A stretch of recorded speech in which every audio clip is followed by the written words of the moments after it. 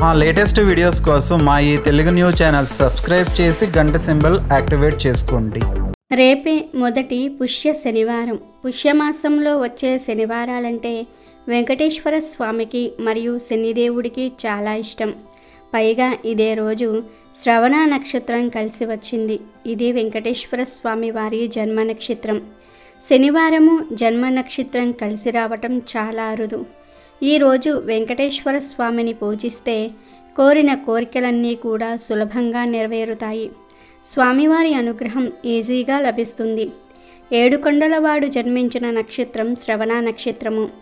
ఈ శ్రవణ నక్షత్రం ప్రతి నెలలో వస్తుంది.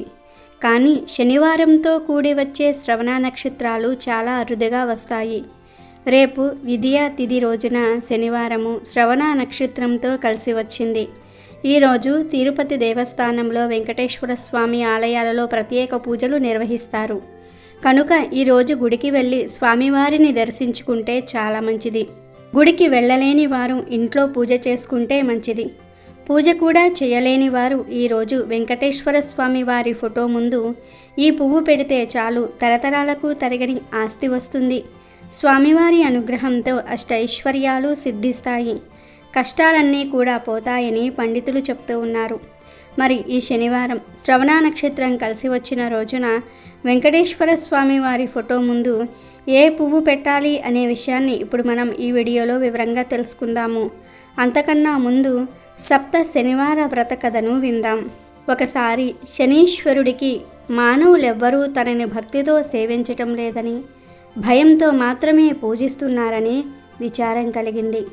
అప్పుడు ఆయన వెంకటేశ్వర స్వామి కోసం తపస్సు చేయగా స్వామివారు సాక్షాత్కరించారు. అప్పుడు శనిదేవుడు వెంకటేశ్వర స్వామి వారితో, స్వామి, నా పేరు వింటే ప్రజలు భయపడుతూ ఉన్నారు. ఆ భయం పోవడానికి ఇక నుంచి నాకు ప్రీతి అయిన శనివారం నాడు నన్ను ధ్యానించి ఆరాధించి ఆ పైన నిన్ను పూజించిన వారికి సర్వదేవతలను పూజించిన ఫలం ఆ ఒక్కరోజులోనే రావాలి అని కోరినాడు. అందుకు స్వామి చిరునవ్వు నవ్వి, నీ కోరిక సమంజసంగానే ఉంది. అసలు నీకు నాకు భేదం ఏముంది? నువ్వు 6 వారాలు దాటాక 7వ వారం అంటే ఇష్టపడతావు. నేను 6 కొండలు దాటాక 7వ కొండ మీద ఉంటాను. నువ్వు నీలవర్ణుడివి, నేను కూడా ఆ వర్ణుడనే. నువ్వు సప్తమ గ్రహానివి, నేను సప్తగిరీషుణ్ణి. సామాన్య మానవులకు ఈ విశేష విషయాలు తెలియక నువ్వంటే భయపడుతూ ఉన్నారు. నిన్ను నన్ను వేరుగా చూస్తూ ఉన్నారు. నువ్వు కోరిన వరాన్ని అనుగ్రహిస్తున్నాను.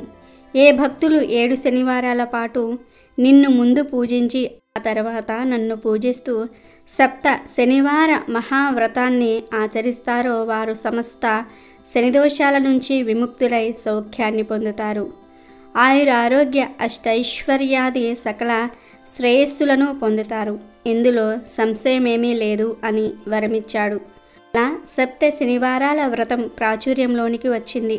పూర్వకాలం కాంచీపురంలో దేవదత్తుడనే ఒక బ్రాహ్మణుడు ఉండేవాడు. అతడు వేదాంగ పారంగతుడు. అతని భార్య మాలిని. వారిద్దరూ అతిథుల్ని అభాగ్యుల్ని ఆరాధిస్తూ గృహస్థ ధర్మాన్ని పాటిస్తూ ఉండేవారు. వారికి శ్రీ వెంకటేశ్వర స్వామి వారు ఇలవేల్పు. ఒకనాడు వారింటికి కాశీయాత్ర చేసి వచ్చిన ఒక బ్రాహ్మణోత్తముడు వచ్చాడు. ఆ దేవదత్త దంపతులు ఆయనను సాక్షాత్తు వెంకటేశ్వర స్వామిగా భావించి అతిథి మర్యాదలు చేశారు. భోజనం అనంతరం ఆ బ్రాహ్మణుడు వారి జాతకాలు పరిశీలించి చూసి జాతకం ప్రకారం దేవదత్తునికి శనిదోషం వల్ల అపమృత్యువు కలిగే సూచనలు కనబడుతూ ఉన్నాయని, ఆ అపమృత్యు దోష పరిహారం కోసం సప్త శనివార వ్రతం చేసి అటు శనీశ్వరుని ఇటు శ్రీ వెంకటేశ్వర స్వామిని భక్తిగా ఆరాధించవలసిందని చెప్పాడు. మాలినితో, అమ్మ, నీవు శ్రద్ధ వహించి నీ భర్తను కూడా సప్త శనివార వ్రతం చేయడానికి ప్రోత్సహించు. నీ సౌభాగ్యాన్ని నిలుపుకోవాలి సుమా అని హెచ్చరించాడు. సప్త శనివార వ్రత విధానాన్ని బోధించాడు. దేవదత్తుడు ఆ శనివారము బ్రహ్మ ముహూర్త కాలంలోనే నిద్రలేచి స్నాన ధ్యానాదులు నిర్వర్తించి ఇంటిలో ఈశాన్య భాగాన పూజాపీఠం ఏర్పాటు చేసి ఆ పూజాపీఠం పెట్టి మండపం వేసి వెంకటేశ్వర స్వామి వారి చిత్రపటం పెట్టి నైవేద్యానికి కొబ్బరికాయలు, అరటి పండ్లు, నల్ల ద్రాక్ష పండ్లు 7 చిమ్మిలి ఉండలు సిద్ధం చేసుకొని ఉదయం పూజ చేసి ఒక బ్రాహ్మణుణ్ణి పిలిచి ఆయనకు భోజనం పెట్టి ఆ పైన వారు భుజించి మొదటి రోజు వ్రతం యథావిధిగా నిర్వర్తించారు. ఆ విధంగా వరుసగా వారు 7 శనివారాల పాటు వ్రతాన్ని భక్తి శ్రద్ధలతో కొనసాగించారు. 7వ శనివారం వ్రత పరిసమాప్తి చేసి భోజనం చేసి కొంతసేపు శ్రీ వెంకటేశ్వర స్వామి మహిమలు స్మరించుకుంటూ నిద్రించారు.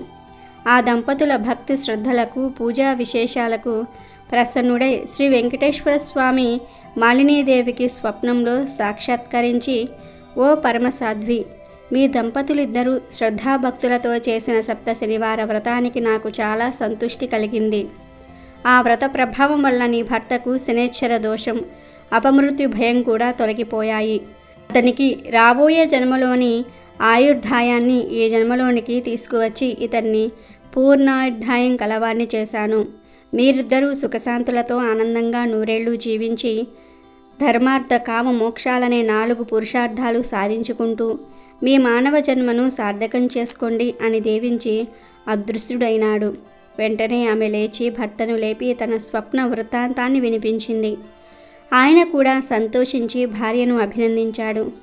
ఒక శుభముహూర్తాన ఆ దంపతులిద్దరూ కూడా శ్రీ వెంకటేశ్వర స్వామి దర్శనార్థమై తిరుపతి కొండకు వెళ్ళి మొక్కులు తీర్చుకొని ఆ స్వామిని మనసారా స్తుతించి ప్రసాదం స్వీకరించి తిరిగి వచ్చారు. ఇంటికి వచ్చాక బ్రాహ్మణులను పిలిచి అన్న సంతర్పణ చేసి బ్రాహ్మణాశీర్వాదాలు పొందారు. జీవితాంతం వరకు యథాశక్తిగా శ్రీ వెంకటేశ్వర స్వామి సేవ చేస్తూ చివరికి శ్రీ స్వామివారి సాన్నిధ్యాన్ని పొందారు. ఇక వీడియోలోకి వస్తే సప్త శనివార వ్రతాన్ని స్టార్ట్ చేద్దాం అనుకునేవారు ఇలా శనివారం శ్రవణ నక్షత్రం కలిసి వచ్చిన రోజున స్టార్ట్ చేస్తే చాలా మంచిది. ఈరోజు వెంకటేశ్వర స్వామి వారి గుడికి వెళ్తే చాలా మంచిది. వెళ్ళలేని వారు ఇంట్లో పూజ చేసుకుంటే ఇంట్లో శుభాలు జరుగుతాయి. మరి ఆ పూజ ఎలా చేయాలంటే, ముందుగా ఈరోజు తెల్లవారుజామునే నిద్రలేచి తలంటు స్నానం చేసుకొని ఇల్లు గుమ్మాలు శుభ్రం చేసుకొని పూజ గదిలో స్వామివారికి పూజ చేసుకోవచ్చు. లేదా ప్రత్యేకంగా పీఠం ఏర్పాటు చేసుకొని పూజ చేసుకోవచ్చు. స్వామివారి పూజ ఎప్పుడైనా సరే తెల్లవారుజామున చేస్తేనే ఆ స్వామివారికి నచ్చుతుంది. కనుక తెల్లవారుజామున ఎంత త్వరగా వీలైతే అంత త్వరగా ఈ పూజను చేసుకోండి. ముందుగా వెంకటేశ్వర స్వామి వారి పటానికి పసుపు కుంకుమలతో బొట్లు పెట్టి తులసి ఆకులతో పూజ చేయండి. మీ దగ్గర శంకు చక్రాలు లాంటివి ఉంటే వాటిని కూడా పూజలో ఉంచండి. ప్రత్యేకించి ఈరోజు పిండి దీపాలు తయారు చేసుకొని దీపారాధన చేస్తే చాలా మంచిది. ఈ పిండి ప్రమిదలను కూడా స్వామి నామాలతో అలంకరించండి. ఈరోజు దీపారాధన చేసేటప్పుడు 7 వత్తులతో దీపారాధన చేయండి. స్వామివారి అనుగ్రహం సులభంగా లభిస్తుంది. ఇక ఆ తర్వాత స్వామివారి పాదాల దగ్గర అక్షింతలను కుంకుమను సమర్పిస్తూ గోవింద నామాలు కానీ అష్టోత్తరాలు కానీ చదువుకోండి. ముద్ద కర్పూరంతో కానీ పచ్చ కర్పూరంతో కానీ హారతి చూపించండి. ఇలా ఈరోజు వెంకటేశ్వర స్వామి వారిని పూజించాలి. అసలు ఈ పూజలేమీ చేసే సమయం లేనివారు లేదా లేదనుకునేవారు ఈరోజు ఉదయం చక్కగా స్నానం చేసుకుని పూజ గదిలో వెంకటేశ్వర స్వామి వారి ఫోటో దగ్గర దీపం వెలిగించి మందార పూలను సమర్పించి నమస్కారం చేసుకుంటే చాలు. పూజ చేసిన దానికన్నా అధిక ఫలితం వస్తుంది. ఎందుకంటే మందార పూలంటే స్వామివారికి ఎంతో ఇష్టం. దాదాపు అందరి ఇళ్ల దగ్గర మందార పూలు ఉంటాయి. కనుక అందరూ కూడా ఎంతో సులువుగా మందార పూలతో పూజ చేసుకోవచ్చు. ఈరోజు ఇలా మందార పూలను సమర్పిస్తే చాలు వెంకటేశ్వర స్వామి వారి అనుగ్రహం లభిస్తుంది. తరతరాలకు తరగని ఐశ్వర్యం వస్తుంది. వెంకటేశ్వర స్వామి వారి అనుగ్రహంతో పాటు లక్ష్మీదేవి అనుగ్రహం కూడా లభించి ధనధాన్యాలకు లోటు లేకుండా జీవిస్తారు. కాబట్టి శనివారం శ్రవణ నక్షత్రం కలిసి వచ్చిన ఈ అద్భుతమైన రోజు అందరూ కూడా ఈ చిన్న పనులు చేసి సకల శుభాలను పొంది సంతోషంగా జీవించండి. అమెజాన్లో బెస్ట్ డిస్కౌంట్స్ కోసం వీడియో డిస్క్రిప్షన్లో లింకు ఉంది, చూడండి. అలాగే మా టెలిగ్రామ్ ఛానల్ సబ్స్క్రైబ్ చేసుకోండి.